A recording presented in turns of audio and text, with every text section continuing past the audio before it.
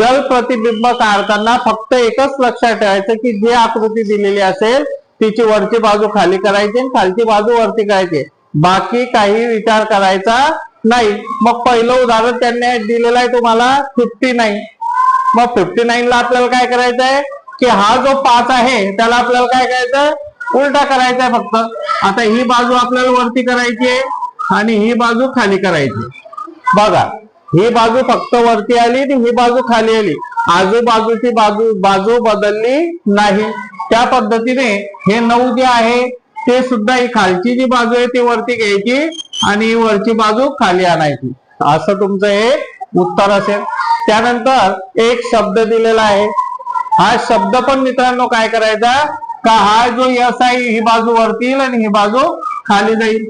हा यस तुमचा असा आला। आपण शिकलो सी बदलत नाही म्हणून तो जसाच तसा लिहिणार।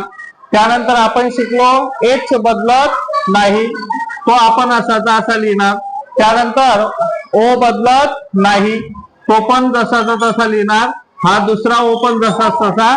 आता यल ची फक्त काय उलट सुलट होईल, म्हणजे हा यल असा येईल। अशा पद्धतीने मित्रांनो हा स्थूल शब्द तुमचा येईल। त्यानंतर आता अमन शब्द आपल्याला दिलेला आहे। हा शब्द आता हा ए आहे, याची खालची बाजू फक्त आपल्याला वरती करायची। मग हे कसं येईल, हा ए तुमचा आला। त्यानंतर हा एम चा काय होईल, डब्ल्यू होईल। एम चा काय होईल, डब्ल्यू। हा ए आपल्या जो ऑलरेडी आपण ए काढलेला आहे आपण जसा लिहू। आणि आता एन च बघताना आता ही बाजू कुठे पाहिजे तुमची, वरती पाहिजे। ही वरची बाजू कुठे पाहिजे, खाली पाहिजे। आता ही वरती येते, ही कुठे येईल, खाली येईल आणि ही अशी।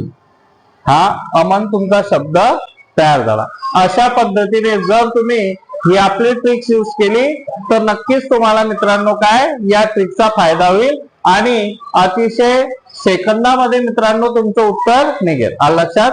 थँक्यू।